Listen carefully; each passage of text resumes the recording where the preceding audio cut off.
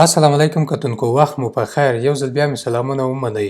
نن تاسو ته د اسټرالیا د ویزا لپاره کومه فورمه چې د هغو ویزاوو په اړه ما مخکې یو تفصیلي ویډیو جوړه کړې وه، لکه دلته زموږ چینل کې شته د اسټرالیا بشردوستانه ویزا چې د دې لپاره فورمه په کار کیږي. 842 فورمه ده. د دې په اړه غوښتنه ډیره زیاته شوه، لکه مخکې چې ما په خپله ویډیو کې ویلي وو. که چېرته د دې غوښتنه زیاته شوه تاسو ته ویډیو راکوم.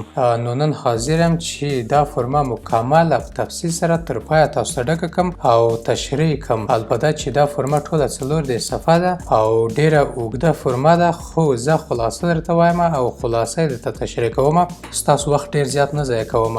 پاته د نوي زه امیر شاه یم. که چینل مو تر اوسه نه وي سبسکرایب کړی، سبسکرایب یې کړئ او ترڅنګ یې کړنجۍ کېږئ ترڅو زموږ د همداسې نورو ویډیوګانو خبرتیا ترلاسه کړئ. نو راځو تر ټولو لومړی چې دا فورمه تاسو کوم ځای کې اخیستلی شئ. هغه ویډیو چې ما د اسټرالیا ویزا لپاره ډکه کړې ده زموږ چینل کې شته. دلته دا فورمه کومو ویزاوو ته په کار کیږي په دې ویډیو کې شته، خو نن د فورمې ویډیو ته نه تاسو ته ډکوم. د دې فورمې لینک د دې ویډیو په ډسکرپشن کې هم شته. بیا هم زه راځم د ګوګل نه هم اخیستلی شئ. ګوګل کې ته نوشته کړئ 842 فورمه چې نوشته کړه دلته لومړنی لینک تاسو ته خلاصیږي. 842 فورمه په دې باندې چې کلیک وکړئ د دې فورمې لینک زه تاسو ته د همدې ویډیو په ډسکرپشن کې هم اچوم. نو دغه فورمه موږ ته خلاصیږي. سمه ده. دا فورمه دلته هم په خپل بروزر کې یعنی کروم د دې وړتیا لري چې دا تاسو لپاره ډکه کړي، خو بهتره ده چې تاسو دا ډاونلوډ کړئ. سمه ده. ډاونلوډ باندې کلیک کوو. بیا اډاب کرابټ نه ګټه اخیستلی شئ. پی ډي اف ایډیټر نه ګټه اخیستلی شئ. زه خپله پی ډي اف ایکسپرټ په خپل کمپیوټر کې استفاده کوم. پی ډي اف ایکسپرټ کې ډېر اسانتیاوې شته چې تاسو دا فورمه ډکه کړئ. نو دا فورمه مو چې خلاصه کړه په پی ډي اف اډاب کرابټ کې چې هر سافټویر تاسو استفاده کوئ. دلته یو څه معلومات دي، زه خلاصه تاسو ته وایم. سمه ده ملګرو، لکه مخکې چې ما ویل زه تاسو زیات وخت نه نیسم، لږ یې رامخته کوم چې دا فورمه د کومو ویزاو لپاره په کار کیږي. ریفیوجي ویزاو لپاره کولی شئ. تاسو که په ریفیوجي کمپونو کې یاستئ 200 کټګري کې دا راځي، او که تاسو اوس هم په افغانستان کې یاستئ 201 کټګري سره تاسو برابرېږئ. کولی شئ چې دا فورمه ډکه کړئ، دې نه ګټه واخلئ. دې نه وروسته ګلوبل هومانیټریان یعنې 201 کټګري د هغو لپاره ده. که تاسو په هر هیواد کې یاستئ، له خپل هیواد نه وتلي یاستئ، بیا هم تاسو دې فورمې نه ګټه اخیستلی شئ. دې نه وروسته بیا لاندې ده ایمرجنسي ریسکیو کلاس 203. په دې کټګري کې که تاسو راځئ یعنې تاسو اشد ضرورت لرئ چې هیواد نه ووځئ او تاسو ژوند ته ډېر سخت خطر ده، بیا هم تاسو کولی شئ دې فورمې نه ګټه واخلئ او دا ډکه کړئ. دې نه وروسته بیا دلته وومن اټ ریسک. دې نه وروسته بیا کوم کسان چې 18 نه کم دي هغوی هم کولی شي، یعنې مور او پلار نه جدا شوي دي، سرپناه نه لري، د هغه لپاره هم کولی شي دا فورمه ډکه کړي او ویزا ته اپلای وکړي. کومې کې ویزا یې اوس کار کوي مخکې ما تاسو ته وویل چې دې په اړه ما مکمله ویډیو ډکه کړې. په دې ځای کې تاسو ته لینک اچوم. دلته تاسو ته لینک راځي، په دې باندې کلیک وکړئ، تاسو هماغه ویډیو ته رسوي. راځو وخت زیات نه ضایع کوو، ټول مکمل ما تاسو ته خلاصه وویل. دغه بخش ته راځو. سمه ده. 5مې صفحې ته چې راغلو دې ځای نه زموږ او تاسو فورمه شروع کیږي. په دې کې پارټ ای ده. سمه ده. پارټ ای یعنې هغه مین اپلیکانټ په اړه باندې هغه کوم کسان چې په دې فورمه کې شامل دي د هغو په اړه مکمل ټول معلومات په همدغه پارټ ای کې راځي. سمه ده. نو لومړی تاسو ته خلاصه وایم چې د یو فامیل کوم غړي په دې فورمه کې شاملېږي، یعنې څو کلن اوسي او کوم شرایطو برابر اوسي چې هغه یو فامیل کېږي او هغه تاسو ځان سره به وستلی شئ. لومړی تاسو ته وایم چې تاسو خپله لکه پلار د ماشومان اوسئ ده یا میرمن که مین اپلیکانټ وي او هغه عریضه ټوله د یو کس پر مخ ځي، هغه سرپرست چې د چا په نوم باندې دا فورمه ډکېږي. سمه ده. لکه زه خپل نوم باندې ډکوم او زه بیا خپل میرمن ماشومان ټول په دغو کې شاملوم، ټول 15 نفره کېږو. سمه ده. که چېرته زه اولادونه ولرم او هغه تر 18 نه پورته وي، یا یې واده کړی وي یا واده یې نه وي کړی، خو دوی ګټه کولی شي، دوی خپل مصارف په خپله کوي، نو هغه کسان تاسو نشئ کولی په دې فورمه کې شامل کړئ او ځان سره هغه بوځئ. او بل هغه کسان چې واده کړی وي او تاسو اولادونو کې راځي، هغه هم نشئ کولی تاسو په دې فورمه کې شامل کړئ. که بیا هم چېرته تاسو غواړئ هغه پکې شامل کړئ، باید د هغو مصارف د تاسو په غاړه وي او دوی کوم مشکلات ولري د ستونزو له امله نشي کولی خپل مصارف خپله غاړه واخلي، یعنې دوی که چېرته شاته پاتې کېږي سرپناه ونه لري. سمه ده ملګرو. نو نور په دې فورمې په جریان کې نور هم درته تشریح کوم. نور هم بعضې شرایط دي. تر ټولو لومړی راځو اولین سوال ته. اولین سوال کې په دې فورمه کې څو کسان شامل دي. لکه مخکې چې ما ویلي موږ 3 کسان یو. سمه ده. زه خپله یم، او میرمن مې ده، یو مې زوی ده. سمه ده. دلته زه 3 کسان نوشته کوم. که چېرته تاسو زیات یعنې 15 کسان یو خپله یو میرمن او د هغه په ترڅنګ 3 اولادونه وي یا غواړئ چې 1800 نه پورته بعضې کسان یې مصارف په خپله غاړه اخلي هغه هم پکې شاملوئ، نو ټولو تعداد دلته مجموعه کې ولیکئ. سمه ده. مجموعه کې 15 نفر، 1 نفر، 8 نفر چې هر څومره وي، زه 3 نفره لیکم. سمه ده. مثال په توګه باندې دلته بیا خپل مین اپلیکنټ یعنی سرپرست هغه کوم کس چې غواړي په خپل نوم باندې ټول کار پر مخ یوسي، مین اپلیکنټ زه په خپل ځان کوم. چې د خپل دلته فیملی نوم یا تخلص لیکم شاه، خپل نوم لیکم امیر. سمه ده. دلته لاندې چې ده په خپله دري یا پښتو ژبه باندې باید خپل نوم ولیکو. سمه ده. زه دلته پښتو یا دري باندې لیکم امیر شاه. سمه ده. که تاسو پی ډي اف ایډیټر یا کوم سافټویر استفاده کوئ هغه د دې وړتیا نه لري، کله چې تاسو د فورمه پرنټ کوئ بیا کلمینګ کولی شئ، خو ډېر پاک سوتره باید ولیکئ چې هغه وویلل شي. دلته زه خپل نوم لیکم. نوره ټوله فورمه په انګلیسي باندې ده، فقط د دغه یو بخش چې لري د ټولو کسانو لپاره خپله ژبه باندې تاسو نوم لیکئ. دې نه وروسته بیا راځو، دلته تاسو خپل جنسیت انتخابوئ، که میل یاستئ فیمیل یاستئ. زه میل خپل انتخابوم. بیا تاریخ تولید انتخابوم. اول ورځ لیکم 12 میاشت 12 تاریخ 1999. سمه ده. او دلته چې ده دلته خپل ولایت نوشته کوي، په کوم ولایت یا شهر کې تاسو پیدا شوي یاستئ. دلته اکثره زموږ پاسپورټونو کې او ولایت باندې زیږېدنې ځای یادېږي. چې ته موږ پکتیکا لیکو، کابل ولایت وي همغه تاسو نوشته کوي. نو زه پکتیکا لیکم. او لاندې خپل هیواد ذکر کوي، یعنی کوم هیواد کې تاسو پیدا شوي. که خپل هیواد کې پیدا شوي یاستئ افغانستان ولیکئ، کابل هیواد کې پیدا شوي یاستئ تاسو همغه ولیکئ. دې نه وروسته په همدې هیواد تاسو سټیزنشپ یعنې د کوم هیواد یاستئ اصلي کې، دلته هم افغانستان لیکم. سمه ده. په دې ځای کې تاسو د کوم هیواد سټیزنشپ لرئ. او دې نه وروسته دلته کوم هیواد کې تاسو اوس اوسیږئ. که چېرته تاسو افغانستان کې اوسیږئ نو افغانستان نوشته کوئ. که چېرته انډیا کې اوسیږئ انډیا نوشته کوئ. که جرمني کې اوسیږئ جرمني نوشته کوئ. سمه ده. او دلته لاندې څومره وخت کېږي تاسو په جرمني کې ژوند کوئ. که چېرته افغانستان کې اوسیږئ تنها افغانستان نوشته کوئ. سمه ده. دغسې. او دلته همغه تاریخ نوشته کوئ چې څومره وخت کېږي تاسو دلته اوسیږئ. او لاندې د دې هیواد تاسو کوم قسم تابعیت لري، یعنې دغه کوډونه دي. دې کوډو په اړه مکمل تفصیل دلته نوشته دي. یعنې سی څه معنی لري؟ سی فور سټیزن یعنی سټیزن، پی آر پرمننت ریزیډنټ، ټي آر ټمپرری ریزیډنټ، سټوډنټ یا کوم قسم ویزا لري، ریفیوجي یاستئ، څه رقم یاستئ، که نه که ریفیوجي کیمپو کې یاستئ تنها دلته آر انتخاب کوئ ریفیوجي. او که سټیزن یعنی زه خپله د افغانستان یم سی انتخابوم، سی سټیزن. سمه ده. د دې له مخې انتخاب کوئ. دې نه وروسته بیا پورته بیا راځو، دلته ستاسو ریلیشنشپ یعنی ستاسو مدني حالات څنګه ده. که چېرته مو واده کړی وي لیګلي قانوني، که چېرته مذهبي واده مو کړی وي دغه انتخاب کوئ. خو افغانستان کې دا نور ډېر کم دی. فقط که چېرته متنا کوژده کړې وي بیا انګیج انتخاب کوئ. او که چېرته سره جلا شوي یاستئ دا انتخاب کوئ. که چېرته طلاق ورکړی وي ډیوورس، او که چېرته کونډه یاستئ ویډوارډ انتخاب کوئ. سیده که هیڅ مو واده نه وي کړی او یا نشئ کولی بیا دغه انتخاب کوئ. بیا دغه انتخاب کوئ. نو دا ټول زه ترې ایسته کوم او تنها یو لیګل میریډ انتخابوم چې یعنې ما قانوني واده کړی. سمه ده. دې نه وروسته په کوم تاریخ باندې تاسو واده کړی همغه کال او تاریخ تاسو انتخابوئ. سمه ده. او لاندې په کوم ځای کې تاسو واده کړی وو. زه پکتیکا انتخابوم. او په دې ځای کې که کوم بل نوم تاسو لرئ هغه پکې نوشته کوئ، که نه لرئ څه مه نوشته کوئ. یعنې تاسو دغه نوم چې نوشته کړی، یعنې دغه نوم چې تاسو نوشته کړی د دې نه علاوه کوم بل مخکینی نوم تاسو درلودو او تبدیل کړی مې وي بیا دلته هغه نوم نوشته کوئ.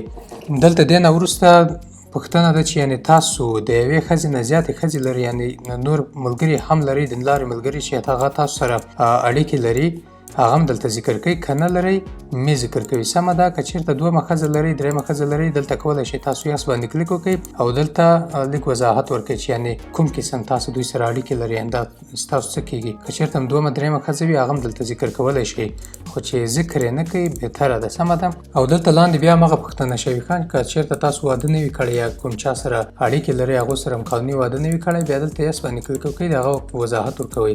اکثرته دا نور راځي. سمه ده. درېیم پوښتنه کې تاسو د میرمن په اړه ده. سمه ده. لومړنی چې A1 مین اپلیکنټ راځي، په هر ځای کې A1 A2 A3 چې راځي دا په ذهن کې وساتئ چې دا A1 چې دا مین اپلیکنټ دی او عمومي سرپرست کس ده، او A2 چې ده دا ستاسو میرمن لپاره دا پوښتنه ده، او A3 چې ده هغه درېیم کس لپاره ده. سمه ده. نو دلته دویم پوښتنه کې د A2 په اړه یعنې ستاسو د میرمنې په اړه پوښتنه ده چې د هغې تخلص څه ده. سمه ده. هغه ته هم زه شا لیکم او دلته لیکم بیبي حوا. سمه ده. دلته بیا د هغې لپاره باید تاسو په پښتو یا دري ژبه باندې د هغې نوم ولیکئ. سمه ده. بیبي هوا او دلته د هغې جنسیت انتخابوي، همداسې فیمیل انتخابوو او تاریخ تولد انتخابوي چې دا په کوم کال کې زیږېدلې ده. د نه وروسته بیا په کوم ځای کې زیږېدلې سي ده؟ کابل کې. بیا په کوم هیواد کې زیږېدلې؟ افغانستان دلته لیکئ. زه مکمل نه نوشته کوم سمه، دلته بیا افغانستان لیکئ او دلته سټیزنشپ لیکئ د کومه هیوادونه او دلته د دوی هغه مدني حالت یعنی د واده کړی که نه ده کړی. البته چې واده کړی زما میرمن ده نو دیم لیګل انتخابوو چې واده کړی او له موږ سره کوم قسم اړیکه لري سي ده. دلته بیا نوشته کوو، سپوز نوشته کولی شي او یا وایف نوشته کوي تنها چې یعنی زما میرمن ده سمه ده. او دلته بیا که چیرته بایولوژیکلی یعنی قانوني توګه او رسمي توګه تاسو سکه کوم څه کېږي د وینې اړیکه در سره لري، بیا یې دلته لاندې یس باندې کلیک وکړئ سمه ده. دا ما سره د وینې اړیکه نه لري یعنی خور مور رور مې نه ده سمه ده، زما میرمن ده. فقط دلته لیکم صرف چې دا زما میرمن ده سمه ده. او دې نه وروسته که چیرته تاسو سره د وینې اړیکه لري نو بیا یس باندې کلیک کوئ، دلته هغه ورته واضح کوئ. موږ نو باندې کلیک کوو او دلته دا ورته مشخص کوو چې فقط زما میرمن ده سمه ده. او دې نه وروسته بیا دلته A3 بخش کې تاسو خپل اولادونه ذکر کوئ. اولادونه دلته همداشان تخلص لیکئ، دلته نوم لیکئ، دلته په دري باندې لیکئ، دلته جنسیت انتخابوي. د نه وروسته تاریخ تولد یعنی زیږېدن نیټه لیکئ. زیږېدن نیټې نه وروسته په کوم ځای کې زیږېدلی، په کوم هیواد کې زیږېدلی، د کوم ځای تابعیت لري، د نه وروسته واده کړی که نه ده کړی او تاسو سره کومه اړیکه لري سمه ده. دلته فقط لیکئ تاسو سن صحیح ده، دا زما زوی ده او په دې ځای کې دا زما سره د وینې اړیکه لري نو دلته یس باندې کلیک کوم چې دا له ما سره د وینې اړیکه لري صحیح ده. دلته لیکو بایولوژیکلی سن صحیح ده. او د نه وروسته بیا لاندې راځي په همدغو ټولو ځایونو کې که نور اولادونه لري A4 A5 په دغو ټولو کې د اولادونو په همدې توګه ټول لیکئ. تقریبا تر 5 اولادونو پورې کولی شئ چې تاسو اضافه کړئ سمه ده. که چیرته تر 5 زیات تاسو اولادونه لرئ بیا دلته واضح لیکل شوي دي چې تنها د هغو کارتونه او بعضې نور اسنادونه ورسره کړئ له دې فورمې سره او موږ ته یې راولېږئ. د نه وروسته بیا لاندې راځو پارټ بي ته. پارټ بي کې چې ده که چیرته تاسو UNHCR سره کوم کارت لري یا تاسو ورسره راجستر وي دلته نوم لیکئ، دلته نمبر لیکئ، دلته په کوم هیواد کې تاسو راجستر وي سمه ده. او که چیرته نه لرئ نو باندې کلیک کوئ، که لرئ یس باندې کلیک کوئ او دلته مشخصات ورکوئ. دلته لاندې که کوم بل کس لري د هغه کس معلومات ورکوئ نو موږ نو باندې کلیک کوو چې موږ د ریفیوجي کمپ کوم معلومات نه لرو صحیح ده. او د نه وروسته پارټ سي کانټیکټ ډیټیلز دلته تاسو خپله پته لیکئ سمه ده. مثلا زه دلته کابل 12مې ناحیه کې اوسېږم، 12 ډسټریکټ ارزان قیمت سمه ده. او دلته کابل افغانستان. که پوسټکوډ درته معلوم وي هغه نوشته کوئ، که نه لرئ سمه نوشته کوئ مشکل نه لري. او دې نه وروسته دغه چې ده پوسټل ادرس دی، یعنې تاسو کوم پوسټل ادرس په افغانستان کې ډېر کم دی او ډېر دقیق پوسټونه نه رسیږي کور په کور، نو دلته فقط نوشته کوئ سیم از اباو سمه ده. لکه دلته چې نوشته سوي دي از اباو سمه ده. همدغه زما ادرس ده، دواړه پوسټ ادرس هم همدغه ده، میلینګ ادرس هم همدغه ده. د نه وروسته لاندې اومه پوښتنه کې بیا دلته تاسو خپله شماره نوشته کوئ، مکمل کانټري کوډ مکمل ورسره نوشته کوئ. زه د مثال په توګه 1 2 3 4 5 6 7 همداسې نوشته کوم. دلته اتمه پوښتنه ستاسو د میل په اړه ده، یعنې تاسو غواړئ چې دغه معلومات تاسو ته د ایمیل له لارې ولېږل شي. هو ډېر ښه ده، موږ غواړو چې ایمیل ته م راولېږل شي. دلته تاسو کولی شئ 3 دانې ایمیلونه پکې ذکر کړئ سمه ده. دلته مکمل ایمیلونه نوشته کړئ صحیح ده. دویم هم کولی شي، دریم کولی شي. د نه لاندې راځو پارټ ډي ته. نو دغه چې دا ستاسو په اړه ده ښه. که چیرته تاسو یا ستاسې میرمنې مخکې واده کړی وي او په دې فورم کې شامله نه وي، هغه ته هم طلاق ورکړی وي یا ترې جلا سوي یاستئ یا کوم بله اړیکه هم له چا سره درلودله، دلته خپل نوم لیکئ چې یعنې کوم چا سره اړیکه لرله سمه ده. که زه خپله وایم ما خپل نوم لیکو، که میرمن او د میرمن نوم لیکم او چا سره اړیکه لرله د هغه نوم لیکم، یعنې مخکینی خاوند د هغه نه وروسته بیا دلته څومره وخت نه تر څومره وخته پورې تاسو د هغه سره وی او ولې ترې جلا شوئ، دلته یو څه نور وضاحت ورکوئ. دویم کس سره مو اړیکه لرله د هغه مکمل معلومات نوشته کوئ. که دریم کس سره مو اړیکه لرله د هغه معلومات نوشته کوئ. یا په همدې فورم کې که دریم کوم کس و د هغه نوم نوشته کوئ. بیا چا سره اړیکه لرله همداسې د شروع او ختم د اړیکې تاریخ لیکئ. دلته ولې ترې جلا سوئ او دلته د هغو کوم زمانو په اړه مکمل ټول معلومات نوشته کوئ سمه ده. د نه وروسته لسمه پوښتنه هم د همدې په اړه ده. دلته هم همغسې یوه پوښتنه ده چې یعنې تاسو کوم اولادونه خپل چې نه وي، یعنې کوم غیر رسمي اولادونه تاسو له ځان سره لرئ که نه لرئ. سمه ده، هغه دا هم نو باندې کلیک کوو. صحیح ده، نه لرو او دلته هم نو باندې کلیک کوو. بیا راځو دلته 11مې پوښتنې ته. 11مه پوښتنه کې هم همغه سوال ده چې په دې فورمه کې داسې ماشومان شته چې هغه ستاسو اصلي اولادونه نه اوسي، یعنې تاسو هغه اصلي اولادونه نه دي، یا یتیمان دي یا کوم بل څوک دي، تاسو په دې فورم کې شامل کړي او غواړئ له ځان سره یې بوځئ. که داسې کوم اولادونه وي چې تاسو خپل اولادونه نه دي او په دې فورم کې هم شامله کړي وي، هغه هم تاسو کولی شئ دلته ذکر کړئ، یس باندې کلیک وکړئ. د هغو په اړه مکمل معلومات یې دلته نوم نوشته کړئ، ګیون نیم او دلته تاریخ تولد، تاسو سره کومه اړیکه لري او د هغه ماشوم د پلار نوم څه شی ده، اصلي د پلار نوم او د مور نوم یې څه شی ده، او څنګه تاسو ځان سره نیولي دي، ولې تاسو ځان سره نیولي، او د هغوی مور او پلار چیرته دي او اوس په کوم وضعیت کې دي. سمه ده. د هغه نه وروسته دلته دا ماشومان تاسو په قانوني توګه نیولي، غیر قانوني توګه نیولي، که یعنې کوم قسم اسناد تاسو د ماشوم له ځان سره لرئ. سمه ده. او دلته لاندې کوم تاریخ نه تر کوم تاریخه پورې دا تاسو سره دي، یعنې دلته تاسو هغه کال نوشته کوئ چې له کوم تاریخ نه تاسو سره دا ماشومان اوسیږي. سمه ده. او دلته بیا د دویم کس نوم نوشته کوئ، دلته دریم کس نوم نوشته کوئ. که چېرته غواړئ چې نور پکې اضافه کړئ، بیا یو جداګانه ورډ فایل جوړ کړئ، په هغه کې د ټولو کسانو نومان نوشته کړئ او د فورم سره یې اټچ کړئ. لاندې بیا راځو 12مې برخې ته. 12مه برخه کې پوښتنه شوې ده چې آیا تاسو خپل خپلوان لرئ او تاسو سره کومې اړیکې لري، ستاسو د کورنۍ غړي دي او په دې فورمه کې نه دي شامل، یعنې هغه تاسو سره نه ځي. سمه ده. لکه مثلا زه 15 نفره فامیل یم، 3 نفر مې په فورم کې شامل کړي دي او هغه په ځان سره بیا یم او 2 کسان پاتې کېږي. هغه کسان تاسو فامیلي غړي چې دي شاته پاتې کېږي او تاسو سره نه ځي، په دې فورم کې شامل نه دي، هغه کسان بیا په دې ځای کې رسوئ. د مثال په توګه که چېرته تاسو فامیل نه کوم څوک پاتې کېږي، هغه بیا یس باندې کلیک کوئ، دلته د هغه نوم لیکئ، تاریخ تولد لیکئ، تاسو سره کومه اړیکه لري او ولې تاسو سره نه ځي، دلته دلیل لیکئ. سمه ده. او که چېرته داسې کوم کسان نه وي، بیا تنها نو باندې کلیک وکړئ او کوي دلته بیا کولی شئ 2 3 4 5 6 دانې تاسو اضافه کولی شئ. سمه ده. په همدې توګه بیا لاندې راځو 14 سوال ته. سمه ده. 14 سوال کې هغه ټول کسان، 14 سوال کې ریلیټیوز اف مین اپلیکنټ، یعنې د سرپرست، یعنې زما په اړه چې زما څومره خپلوان دي، زما مور، پلار، ورونه، خویندې، د دغو ټولو په اړه معلومات باید په دې صفحه کې ولیکم. سمه ده. نو د مثال په توګه دلته لیکم زما د پلار نوم. سمه ده. شاه خان. سمه ده. د نه وروسته بیا دلته جنسیت انتخابوم. د میل لپاره نارینه لپاره تنا ام ولیکئ او د زنانه لپاره تنا اف ولیکئ. سمه ده. زه ام لیکم، نارینه ده زما پلار. او د نه وروسته دلته په کوم کال کې زیږېدلی ده، تاریخ تولد یې نوشته کوم 1966. د نه وروسته واده یې کړی ده که نه ده کړی. سمه ده. واده یې کړی ام انتخابوئ، که نه وي کړی ان انتخابوئ. دا کوډونه چې ده دلته چې تاسو انتخابوئ، د دې په اړه تفصیل سره دلته یو څه وضاحت ورکړی دی دغو کوډونو په اړه. سمه ده. که چېرته واده نه وي کړی ان انتخابوئ، یعنې نیور میریډ. سمه ده. او که چېرته واده کړی وي ام انتخابوئ، میریډ لیګلي، قانوني واده کړی. که چېرته سیپریټ سوي یاستئ، جلا سوي یاستئ، بیا اس انتخابوئ. که چېرته طلاق شوي یاستئ، ډیوورس انتخابوئ. که چېرته کونډ وي بیا ویډا انتخابوئ. سمه ده. دلته د کوډ په همدې توګه باندې یعنې واده یې کړی سي ده میریډ. او په کوم ځای کې زیږېدلی ده، دلته بیا تاسو کنټري اف برث پلس اینډ کنټري اف برث دلته تاسو لیکئ، منطقه او هیواد دواړه باید ولیکئ.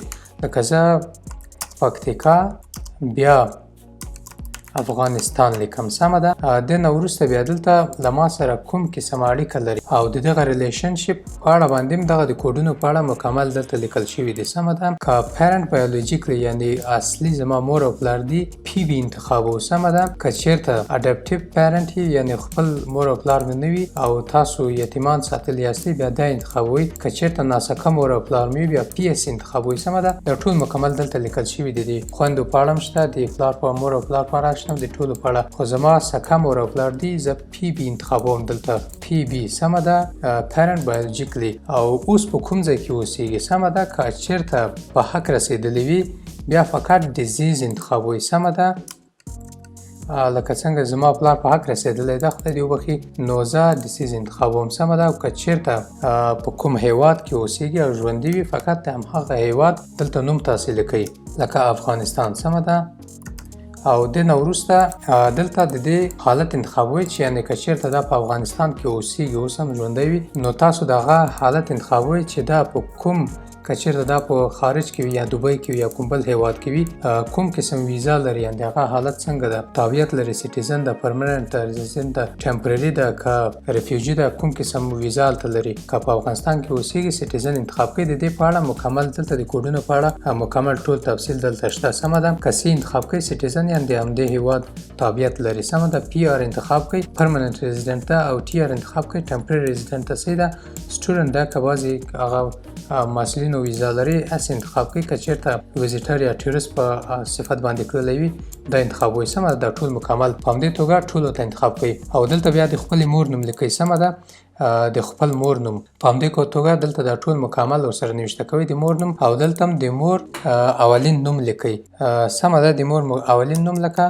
امینه زه لیکم صحیح ده تخلص نو سره لیکم او دلته تاسو خپل خویندې او ورونه ټول مکمل ذکر کوئ په همدې توګه دلته د مثال په توګه زه یو لیکم احمد شاه سمه ده نارینه ده که ښځینه ده نارینه ده صحیح ده ام انتخابوم او دلته د زیږیدنې تاریخ لیکم صحیح ده څه وخت ده زیږیدلی ده او دلته واده یې کړی که نه ده کړی که واده نه یې کړی ان انتخاب کوي که یې کړی وي ام انتخاب کوي سمه ده او دې نه وروسته په کوم ځای کې زیږیدلی په همدې توګه ولایت او هیواد انتخابو دلته نوشته کوو سمه ده او دلته چې دا ریلیشنشپ وي یعنې تاسو سره کومه اړیکه لري صحیح ده نو زما ورور ده د دې لپاره د ورور لپاره زما سکه ورور ده زه اس بي انتخابوم صحیح ده اس بي سیبلیم بایولوژیک زما سکه ورور ده که چېرته ستاسو خور وي دغه لپاره هم اس بي انتخابوي یعنې ستاسو سکه خور یا ورور ده دې نه وروسته دلته که چېرته په کوم هیواد کې اوسیږي هغه هیواد ذکر کوي که چېرته په حق رسېدلی وي ډسیز انتخابوي او که چېرته ځای معلوم نه وي انان ولیکئ صحیح ده آن لکه دلته چې لیکل شوي صحیح ده که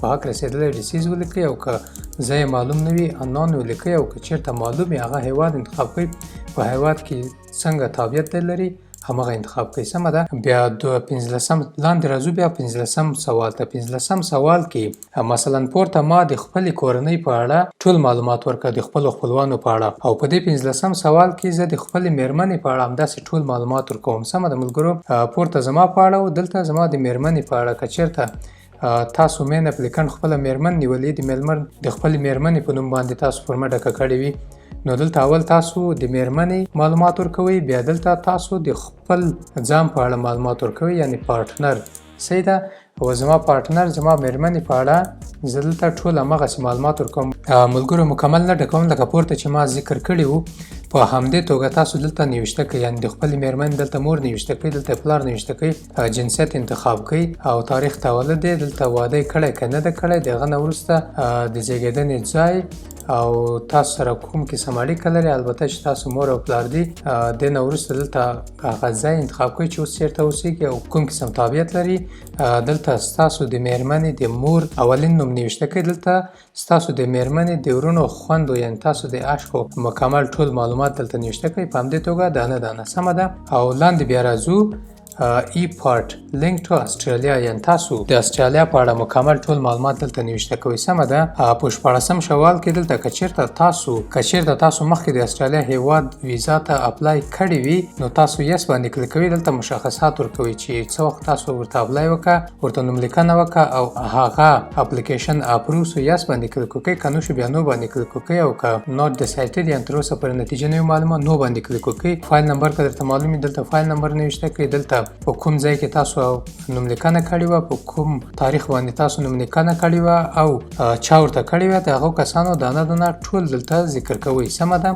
او که نه وي کړې مخکې ورته نو باندې کلیک وکړئ خلاص دا خانه همداسې خالي پرېږدئ دې نه وروسته بیا لاندې راځو 10 سوال ته 10 سوال کې پوښتنه کړې ده چې آیا ستاسو یا ستاسو میرمنې ستاسو پارټنر چې په دې فورمه کې شامل دي او دې ویزا ته نوملیکنه کوي د دوی کوم خپلوان په اسټرالیا کې شته چې د اسټرالیا هیواد ویزا لري یا تابعیت لري که لري نو یس باندې کلیک وکړئ که نه لري نو باندې کلیک وکړئ که چېرته لري نو دلته د هغه معلومات ورکوئ د هغه کس نوم ورکوئ په اسټرالیا کې چې اوسي د هغه ځای هیواد د هغه هیواد ویزا لري او یا ویزا ته اپلای کړي دلته هغه تاریخ لیکئ دلته په کوم تاریخ باندې ورته نوملیکنه کړي او دلته د فایل نمبر لیکئ او په کوم قسم ویزا لري صحیح ده کوم قسم ویزا لري دلته هغه نوشته کوئ په دې ځای کې دې نه وروسته که نه لري بیا تنه نو باندې کلیک وکړئ سمه ده دې نه وروسته بیا لاندې راځو 13مې پوښتنې ته. اتلسمه پوښتنه ډیره مهمه ده. د هغو کسانو لپاره چې دوی سپانسر لري یا پروپوزر لري په استرالیا کې دوی دا فورمه ډکوي او هغه ته ورلیږي، هغه د دوی لپاره د فورمه سبمیټ کوي. سمه ده.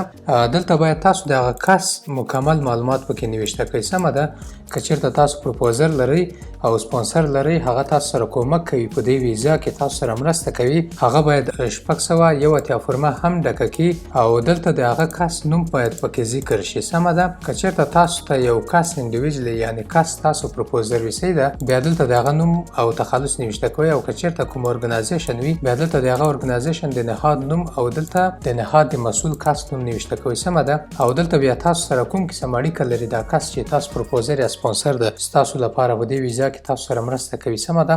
دلته هغه سره د تاسو کوم قسم اړیکه ده هغه نوشته کوئ. مثال په توګه که تاسو ملګری وي فرند نوشته کوئ، او که چېرته تاسو ورور وي فقط برادر نوشته کوئ، او که چېرته ستاسو خور وي فقط سیسټر یا مور او پلار یا هغه اړیکه نوشته کوئ. تاسو سره کوم قسم اړیکه لري دا کس چې په استرالیا کې ده. د نه وروسته دلته د هغه ټلیفون شماره نوشته کوئ، دلته ایریا کوډ نوشته کوئ، دلته مکمله شماره. سمه ده. بیا لاندې راځو او دلته بیا 19مه پوښتنه ده.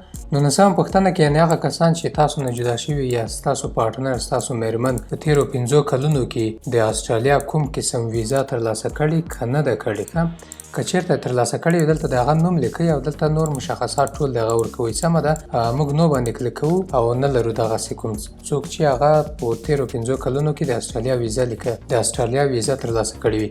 بیا لاندې راځو دلته 20 سوال ته. په 20 سوال کې پوښتنه شوې ده. دلته پوښتنه شوې ده چې په دې فورمه کې کوم کسان چې شامل دي هغه استرالیا ته نوملیکنه کړې وي، لکه 3 کسان چې موږ. سمه ده. په دغو کې کوم بل څوک شته چې په استرالیا کې کوم کس یا خپلوان ولري. که چېرته لري یس باندې کلیک کوئ. لکه زما میرمنه ده، که د هغو خپلوانو څخه کوم څوک شته په استرالیا کې، زه د هغه نوم دلته نوشته کوم او تاریخ یې نوشته کوم، کوم قسم تابعیت لري په استرالیا کې او ادرس یې نوشته کوئ. دلته ټول مکمل ریلیشنشپ ټو مین اپلیکنټ یعنې مین اپلیکنټ سره کوم قسم اړیکه لري. سمه ده. که نه لري بیا نو باندې کلیک کوو. د نه وروسته بیا راځو دلته 21مه پوښتنې ته. دلته هماغسې یو څه پوښتنه شوې چې په دې فورمه کې کوم کسان چې شامل دي هغه په تېره کې یا په اوس کې کوم لینک له استرالیا سره لري که نه لري. که چېرته تاسو تللي یاستئ په کومه ویزا باندې لکه تعلیم لپاره سید ایجوکیشن انتخابوئ، که چېرته کار مو کړی وي بیا د کار انتخابوئ، که چېرته تجارت لپاره تاسو تللي یاستئ استرالیانو سره کوم لینک لري بیا بزنس انتخابوئ. که ستاسو ملګری وي یا ادر وي، که چېرته تاسو استرالیانو سره په افغانستان کې کار کړی وي هغه هم تاسو دلته کولی شئ نوشته کړئ. سمه ده. یعنې فرند یا ادر انتخابوئ. په ادر کې بیا تاسو یا دلته امپلای انتخاب کوئ. سمه ده. دلته بیا تاسو کولی شئ چې I have worked with Australians. همداسې یو څه نوشته کوئ. هغه بیا شاوخوا مشخص ټول مشخص کوئ. د نه وروسته بیا لاندې راځو. سمه ده. پارت F بیکګراوند انفارمیشن. سمه ده. دا بیا ستاسو په اړه هغه کوم کسان چې په فورم کې شامل دي. Do you have a travel or identity documents؟ یعنې تاسو کوم قسم اسناد د سفري لري. لکه که چېرته لري یس باندې کلیک کوئ. دلته بیا انتخابوئ چې کوم قسم اسناد لري. پاسپورت، تذکره، تاریخ تولد، د UN کارتونه یا نور کوم داسې اسنادونه تاسو لري. سمه ده. دلته هغه انتخابوئ. لکه پاسپورت که لرئ پی انتخابوئ. سمه ده. دا کوډ څنګه پیژندل کېږي چې دا پی د څه لپاره ده. دلته که لاندې راشو دلته ګورئ ټایپ آف ډاکومنټ یعنې پی د پاسپورت لپاره ده. سمه ده. UN چې ده د UN د کارتونو لپاره ده. A چې ده الاینس اسایلم یعنې هغه د مهاجرینو کارتونه چې دي. CI چې ده سرټیفیکیټ آیډنټیټي یعنې د زیږېدنې کارتونه یا NIC چې ده ستاسو تذکره ده نېشنل آیډنټیټي کارت. سمه ده. که چېرته تذکره لرئ NIC انتخابوئ او که چېرته پاسپورت لرئ پی انتخابوئ. که چېرته د زیږېدنې کارتونه لرئ بیا CI لرئ. که رفیجي کارتونه یا داسې د UN کارتونه لرئ هغه انتخابوئ. خو موږ راځو دلته پاسپورت انتخابوو. سمه ده. پی نه وروسته بیا دلته تاسو پاسپورت نمبر نوشته کوئ P0000. سمه ده. او د نه وروسته بیا کنټري اف ایشو یعنې کوم هیواد کې تاسو پاسپورت اخیستی د کوم هیواد پاسپورت لرئ. دلته افغانستان لیکو. سمه ده. دلته افغانستان لیکئ. دلته ډیټ اف ایشو په کوم تاریخ باندې تاسو اخیستی او په کوم تاریخ ستاسو پاسپورت تر تاریخ تیریږي یعنی آخري وخت څه وخت ده. دلته د پاسپورت آخري تاریخ لیکئ او دلته په کوم ځای کې تاسو اخیستی چا درکړی د پاسپورت. لکه زموږ د افغانستان پاسپورټو باندې لیکل شوي کابل سنټرل پاسپورت ډپارټمنټ. سمه ده.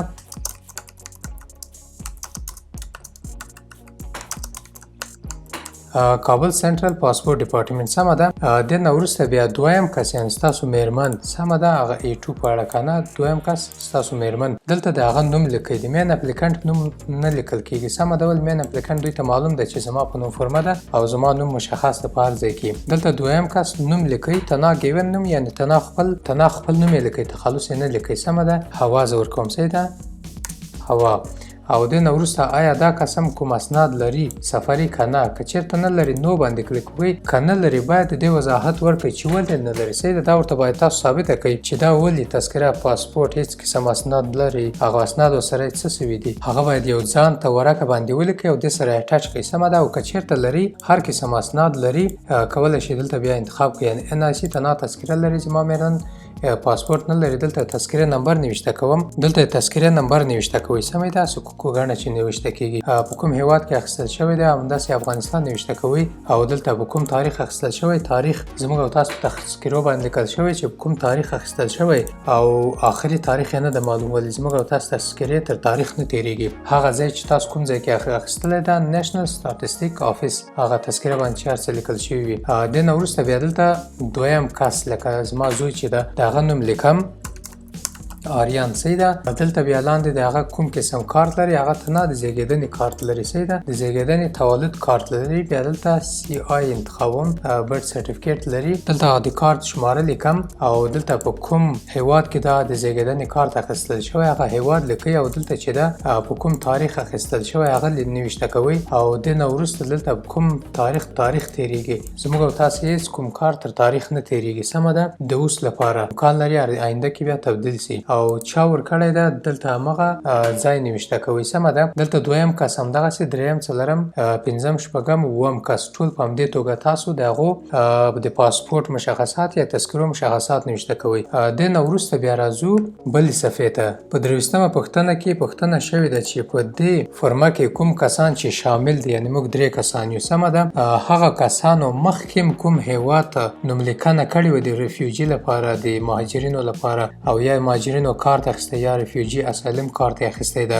که اخیستی وي یس باندې کلیک کوئ. دلته مشخصات ورکوئ. د هغه کس نوم لیکئ په کوم تاریخ باندې دی ورته نوملیکنه کړې وه په کوم هیواد کې نوملیکنه کړې وه او کوم قسم اسنادو ته یې نوملیکنه کړې وه سمه ده. لکه دلته چې دی ریفیوجي دی مایګریشن ده اسایلم ده سمه ده هغه ټول نوشته کوئ. بیا دلته وضعیت یې نوشته کوئ چې آیا دې ته اسناد ورکړل شول که نه. که نه وي نو باندې کلیک کوئ. که اسناد یې ترلاسه کړي وي یس باندې کلیک کوئ. که چېرته یې نه وي ترلاسه کړي بیا ناټ ډیسایډډ یعنې هېڅ معلومات یې نشته سمه ده. په همدې توګه د ټولو معلومات نوشته کوئ. خو دلته موږ نو باندې کلیک کوو سمه ده. دا هم نه لرو موږ. بیا لاندې راځو 40مه پوښتنې ته. 40مه پوښتنه کې پوښتنه شوې ده چې د ټولو کسانو هغه کسان چې په دې فورمه کې شامل دي او د ویزا ته یې نوملیکنه کړې لکه 3 کسان چې یو کنه هغوی تیر 10 کالونه چیرته تیر کړي دي سمه ده. هغه 10 کالونو ځایونه باید ولیکل شي. لکه زه چې دلته په ارزان قیمت نوشته کوم چې دلته ارزان قیمت 12مه ده سمه ده. او په دې ځای کې کابل نوشته کوو او په دې ځای کې هیواد نوشته کوو. البته چې دلته اوسنی ادرس تاسو نوشته کوئ. اوس په کوم ځای کې اوسیږئ. که چېرته بل هیواد کې تاسو اوسیږئ پاکستان هندوستان جرمني هر هیواد کې یاستئ د هماغه ځای پته نوشته کوئ سمه ده. دلته له کوم تاریخه تر کوم تاریخه پورې تاسو دلته اوسیږئ. که چېرته یو کس وي تنا امیر نوشته کوم سمه ده. او که چېرته دا ټول 3 وړه کسان چې په دې فورمه کې شامل دي بیا آل نوشته کوئ سمه ده چې ټول کسان په همدې ادرس کې وو. دې نه مخکې تاسو کوم ځای کې وئ یعنې دا تاریخ 2022 د جنوري نه مخکې تاسو په کوم ځای کې وئ دلته بیا تاسو هماغسې ادرس نوشته کوئ او دلته هغه شهر نوشته کوئ هیواد نوشته کوئ. له کوم تاریخه تر کوم تاریخه پورې تاسو په دې ځای کې وئ کوم کسان. که یو کس وو یو کس نوشته کوئ. که دوه د ټولو په اړه په همدې توګه لاندې دلته ذکر کوئ سمه ده. په جی پارټ کې بیا دلته 25مه پوښتنه ده. په دې کې د ټولو کسانو په اړه یعنې مین اپلیکنټ نوم ما مخکې درته ویل چې A1 مین اپلیکنټ ده هغه پیژندل شوی ده. نوم ته ضرورت نشته چې نوشته کې فقط مین اپلیکنټ په نوم باندې پیژندل کیږي. دلته تاسو خپل قوم نوشته کوئ سمه ده. لکه پښتون تاجک هزاره صحیح ده. زه پښتون یم پښتون نوشته کوم. او دلته چې دا خپل مذهب نوشته کوئ سمه سمه ده. سنی شیعه چې هر څه ستاسو مذهب یا هغه نوشته کوئ سمه ده. زه سنی نوشته کوم یا اسلام نوشته کوم سمه ده. او په دې ځای کې بیا که تاسو کوم حزب سره اړیکې لرلې د کوم حزب غړیتوب درلودلو دلته بیا هغه نوشته کوئ. مثلا که تاسو حزب اسلامي سره اړیکې لرئ د هغه د غړیتوب کارتونه لرئ د حزب اسلامي غړي یاستئ نو تاسو دلته هغه حزب مشخص کوئ. صحیح ده. بیا دویم که تاسو میرمنه کنه دلته نوم نوشته کوئ هوا سمه ده. دلته بیا قومیت نوشته کوئ پښتنه ده که تاجکه ده هزاره ده. صحیح ده. دلته مذهب نوشته کوئ سنی شیعه یا اسلام ورسره نوشته کوئ او دلته په دې ځای کې که کوم حزب سره کومې اړیکې لري هغه نوشته کوئ. د اولادونو په اړه د ټولو کسانو په اړه دلته نوشته کوئ سمه ده. بیا دلته لاندې راځو. شپږویشتم سوال کې سوال کړی چې تاسو کوم قسم خطر لرئ په هغه هیواد کې چې تاسو ترې ولاړ سئ کنه او یا بیرته نشئ ورتلی. دلته هغه هیواد ذکر کوئ سمه ده. لکه زه په افغانستان کې مشکلات لرم او یا کوم بل هیواد کې تاسو مشکلات لرئ هغه ته تاسو نشئ تللی بیرته نو زه افغانستان نوشته کوم. دلته افغانستان نوشته کوئ سمه ده. بیا دلته 20مه پوښتنه ده چې یعنی تاسو دا هیواد نه وتلی یاستئ که اوس هم په هماغه هیواد کې یاستئ سمه ده. که چیرته وتلی یاستئ بیا یس باندې کلیک کوئ. بیا دلته تاریخ مشخص کوئ چې په کوم تاریخ تاسو د افغانستان نه ووتئ کنه هغه مو پرېښودو. او که چیرته نه وئ وتلي اوس هم په افغانستان کې یاستئ په هماغه هیواد کې وئ چې تاسو دلته ذکر کړی وي بیا دلته نو باندې کلیک کوئ. او دلته چې دا 23مه پوښتنه د هماغه شپږویشتمې پوښتنې په اړه باندې همدغه هیواد په اړه باندې پوښتنه شوې چې یعنی ولې تاسو دلته خطر لرئ او تاسو ډارېږئ تاسو ته کوم مشکلات دي. دلته په دې صفحه کې باید تاسو ټول مشکلات پکې ذکر کړئ سمه ده. او دغه تاسو د ویزا لپاره ډېر غټ رول لري سمه ده چې ولې تاسو له دې هیواد نه وځئ او په دې کې تاسو ته څه مشکلات دي کوم خطر سره تاسو مخامخ یاستئ. تاسو شخصي دښمني لرئ یا کوم دښمنان لرئ یا کوم نور مشکلات لرئ که هر مشکلات لرئ په خپل هیواد کې دلته باید تاسو هغه ټول مکمل په تفصیل سره ولیکئ. دلته ولې دا پوښتنه ډېره شوې ده هم په دې ځای کې هم شوې ده په دې ځای کې هم شوې په دې ځای کې هم شوې او په دې ځای کې هم شوې ده سمه ده. په دې ځای کې هم شوې همداسې پوښتنه چې یعنی تاسو که بیرته راغلئ تاسو ته به څه مشکلات وي او تاسو ته اوس کوم مشکلات دي. دا ټول د دې لپاره په یو ورقه کې تاسو یو ورډ فایل کې سټیټمنټ اف کلیم ولیکئ چې تاسو ته کوم مشکلات دي تاسو ولې غواړئ د ویزا ته نوملیکنه وکړئ. بیا دلته تنه مشخص که چیرته تاسو غواړئ چې دلته نه کوئ نوشته تنه ولیکئ پلیز see the attached statement of claim. صحیح ده. هغه کې تاسو هر څه ذکر کړئ. بیا لاندې دغه ټولو پوښتنو کې هماغه پیسټ کړئ سمه ده. فقط statement of claim په هماغه کې باید دا ټول ذکر کړئ چې تاسو ته څه مشکلات دي تاسو یو خپل هیواد کې ول نسئ اوسېدی کوم مشکلاتو سره تاسو مخامخ یاستئ. دلته هم دا پکې پیسټ کړئ او دلته هم هماغه پوښتنه ده 22مه پوښتنه do you think په هیواد کې کوم مسؤلین کسان چې دي دولتي چارواکي چې دي هغوی ستاسو سره کوم همکاري نشي کولی یعنې تاسو نو باندې کلیک کوئ یا یس باندې کلیک فقط همدغه پیسټ کړئ په دې پوښتنه کې. او په دې ځای کې چې کومه 23مه پوښتنه ده په دې کې وایي چې تاسو اوس کوم هیواد کې اوسېږئ په دې کې تاسو څنګه تاسو راغلي یاستئ کوم وخت باندې تاسو راغلي یاستئ فقط هم کوم هیوادونو نه تاسو تېر شوي یاستئ سمه ده. دلته تاسو هماغه هیواد ذکر کوئ له کوم تاریخه تر کوم تاریخه پورې اوسېږئ او بیا دلته یعنی کوم هیوادونو نه تاسو تېر شوي یاستئ خپل هیواد مو پرېښئ او تر دې اوسني هیواد پورې تاسو را رسېدلي یاستئ کوم هیوادونو ته تاسو سفر کړی تر اوسه پورې سمه ده. دلته 44مه پوښتنه چې ده د UNHCR په اړه ده که چېرته تاسو د UNHCR له طرفه معرفي شوي یاستئ بیا یس باندې کلیک کوئ که نه یې معرفي شوي بیا نو باندې کلیک کوئ سمه ده. او دلته 35مه پوښتنه چې ده په دې کې پوښتنه شوې چې په کوم کسان په دې فورمه کې شامل دي آیا هغو کسانو دولتي وظیفه اجرا کړې په آرمي کې ایرفورس کې نیوي کې یا کوم نور نظامي ارګنایزیشنونو سره کار کړی که نه ده کړی که چېرته کار کړی وي مثلا که ما نظامي بخش کې کار کړی وي یس باندې کلیک کوم. دې نه وروسته بیا دلته خپل نوم لیکم که ما نه وي کړی د مېرمنې نوم لیکم یا د اولادونو نوم لیکم دلته او دلته په کوم هیواد لپاره کار کړی هغه هیواد ذکر کوم او په دې ځای کې چې ده یا هغه نظامي بخش چې ما کار پکې کړی هغه وزارت دفاع که داخله وي هغه پکې دلته ذکر کوم مکمل او کومه رتبه ما درلودله هغه رتبه ذکر کوم چې ډګروال وم جنرال وم او په کوم تاریخ ما شروع کړی په کوم تاریخ ما وظیفه پرېښودله هغه دلته ذکر کوم. دې نه وروسته ولې دا وظیفه پرېښودله سمه ده علت یې څه و چې دا وظیفه ما پرېښودله دلته هغه علت نوشته کوئ. که دویم کس وي دویم کس دلته نوشته کوئ په همدې توګه تر دې ځایه پورې. سمه ده.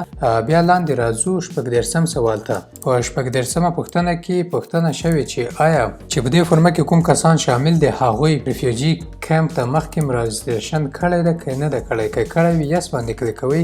دلته مشخصات ورکوئ، نوم ورکوئ، که کوم ځای کې وو او د کیمپ مشر څوک و. سمه ده. د ټول مکمل معلومات ورکوئ په دې ځای کې له کوم تاریخه تر کوم تاریخه پورې وو.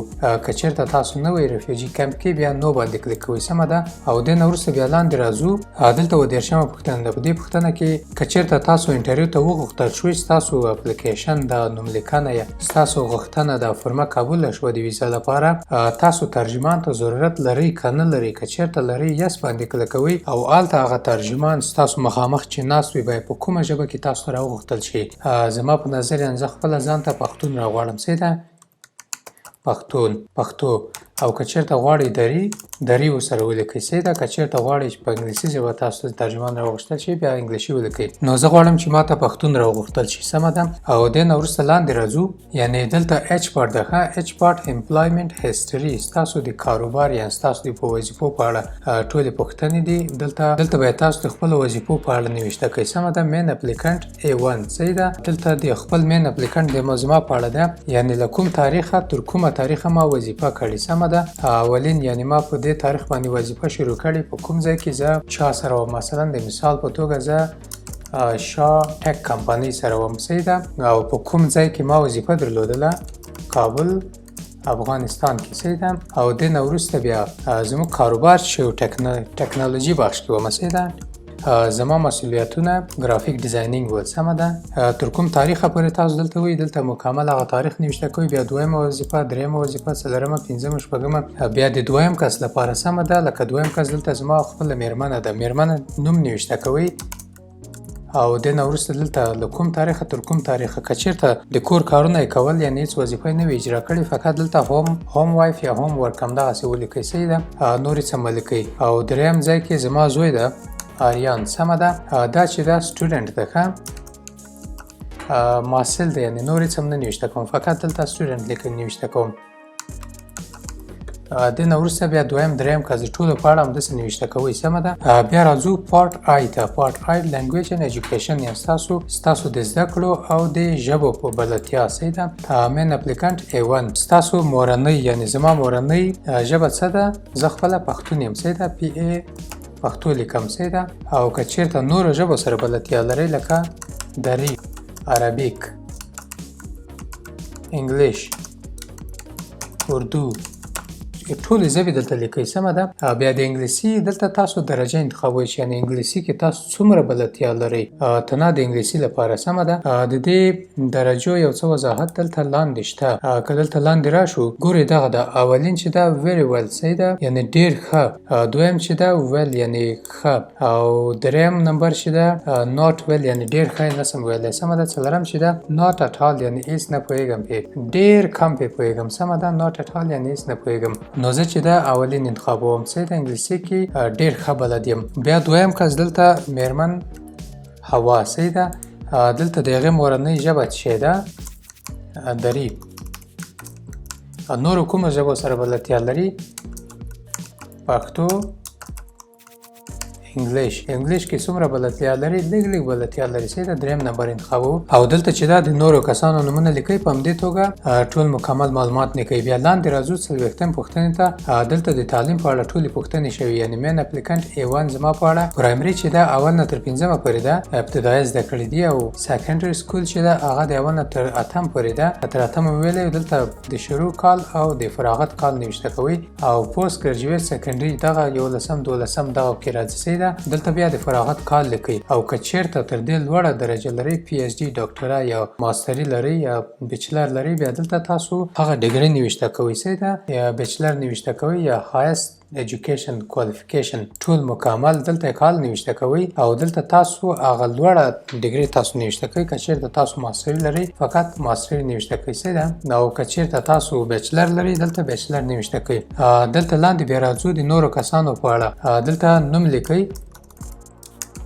هوا نوم لیکئ.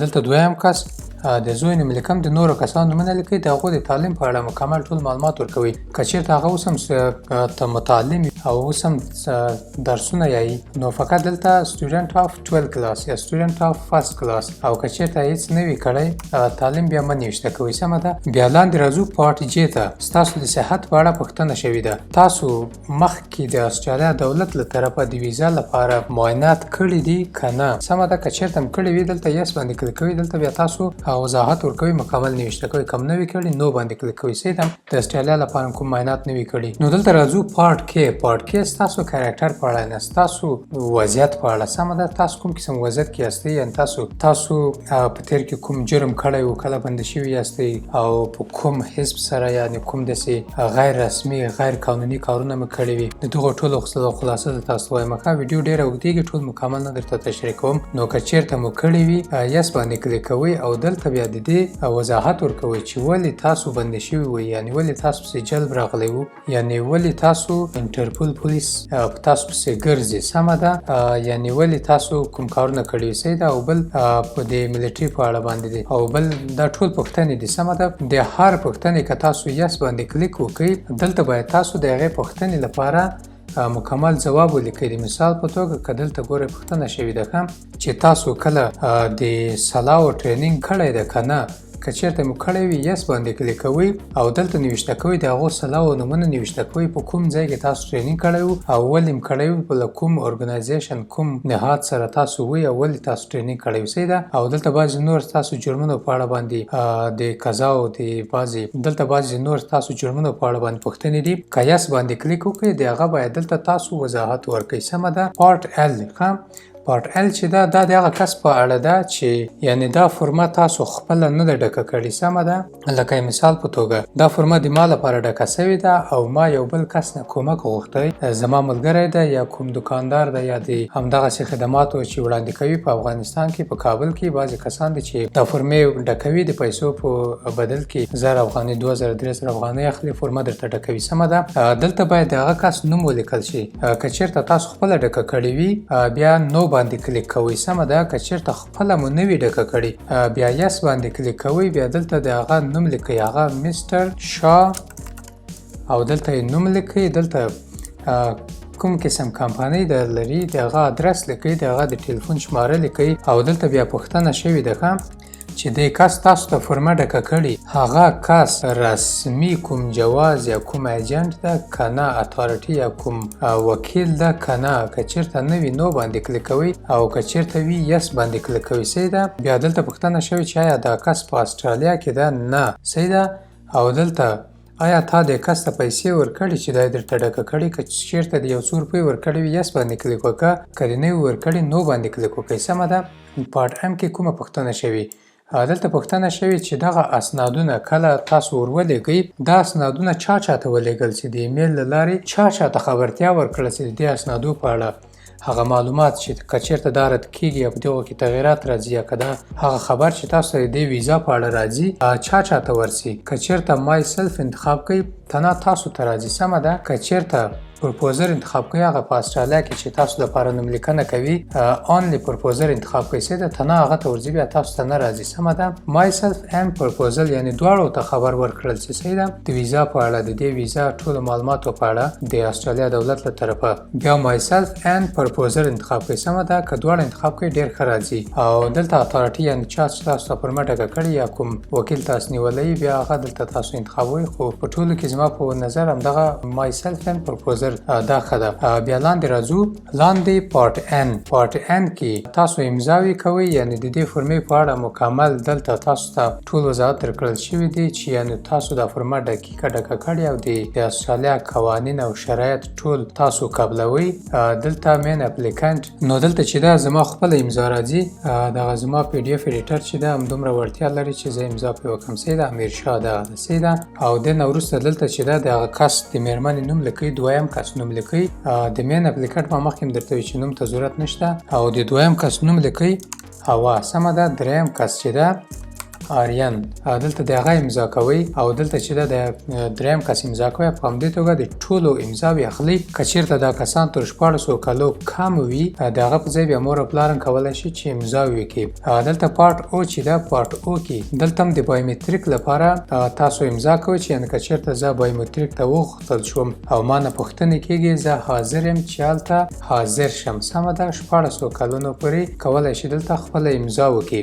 دلته زما خپله امضا راځي د مثال په توګه لکه مخکې چې ما ویلي او دې نه وروسته بیا چې ده دلته تاریخ نوشته کوئ په کوم تاریخ تاسو امضا کوئ دلته د دویم کس امضا اچوئ او دویم کس په کوم تاریخ باندې امضا کړې ده او دریم کس دلته امضا په تاسو اچوئ د هغه تاریخ لیکئ. دې نه وروسته لاندې راځو پارټ پی ډیکلریشن صحیح ده. دغه پارټ پی ډیکلریشن هم دلته هم تاسو امضا کوئ. سمه ده دغه هغه چې یعنې ټول هر څه سم دی او په دې کې کوم غلط نشته او ما هر څه چې لیکلي دي سم مې لیکلي. دا د دې لپاره تاسو امضا کوئ. سمه ده 3 ورقې تاسو امضا کوئ. یو دغه ده ټول کسان یې باید امضا کړي. دلته هم خپل امضا کوم او بیا د دویم کس امضا کوم بیا دریم کس دلته تاریخونه انتخابوي چې کوم تاریخ تاسو امضا کوئ. سمه ده دا ټول مې چې وکړو بیا لاندې راځو پارټ کیو ته آخري پارټ ده. سمه ده ملګرو آخري پارټ کې په دې کې دا چک لیست ده هم ډاکومنټ چک لیست یعنې کله چې تاسو دا فورمه لیږئ دلته ټولې پوښتنې د اول دوم دریم څلورم د ټولو په اړه یعنې تاسو دوه عکسونه د ټولو اخیستې د فورمې سره یو ځای کړي هو دا باندې کلیک کوئ. د هغه نه وروسته ایویډنس آیډنټیټي ایچ پرسن included application certificate پاسپورټونه هر څه دا ټول لري صحیح ده. که چېرته نه لري هغه د یو ان کارت یا بعضې شیونه د هغو په اړه دي. دا ټول معلومات د همغه دي سرټیفیکیټ کاپي چلډرن اف سټډي پرپوز اپلیکیشن دا ټول د همغو په اړه یعنې کوم اسناد کومې غوښتنې له دغو فورم سره کوم څه په کار کېږي دا ټول ولولئ. په دې کې کوم څه کم نه وي دا ټول چک لیست باندې چک وکړئ چې هو دا ورسره سو دا ورسره سو دا مې تیار کړی ده دا ټول مې تیار کړي دي او دې فورمې سره یو ځای شوي دي. دې نه وروسته دا مو چې وکتل اسنادونه مې ټول یو ځای کړل نو بیا کولی شئ چې دا تاسو ولېږئ. څنګه لیږل کېږي هغه ما تاسو ته مخکې مو ویلي د آنلاین له طریقه هم کېږي پوسټ آفیس ته هم لیږل کېږي. زموږ په چینل کې ما هغه ټوله ویډیو تشریح کړې ده. بیا هم که کومه پوښتنه تاسو لرئ کولی شئ چې ما ته کامنټ کې نوشته کړئ. زه خپله ټوله همکاري کوم تاسو سره. مننه او ښه وخت ولرئ.